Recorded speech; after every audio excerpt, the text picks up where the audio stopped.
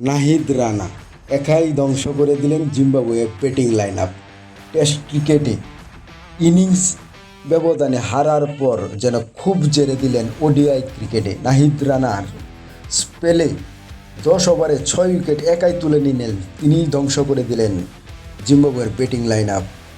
একের পর এক উইকেট পরে জিম্বাবুয়ে পড়ে যায় চাপে। প্রতিটি বল ছিল গতি আর আগ্রাসনের মিশেল। ব্যাটসম্যানদের কাছে যেন কোনো উত্তর ছিল না। নাহিদ রানার এই স্পেল শুধু ম্যাচ নয়, পুরো ক্রিকেট বিশ্বে আলোচনার জন্ম দিয়েছে। বাংলাদেশ এখন পাচ্ছে নতুন এক স্পিড স্টার, যে একাই ঘুরিয়ে দিতে পারে ম্যাচের গতিপথ।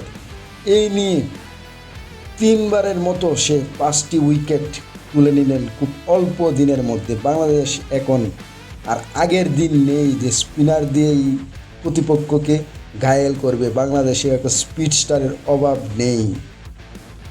এটাই ছিল আজকের ম্যাচের সবচেয়ে বড় গল্প।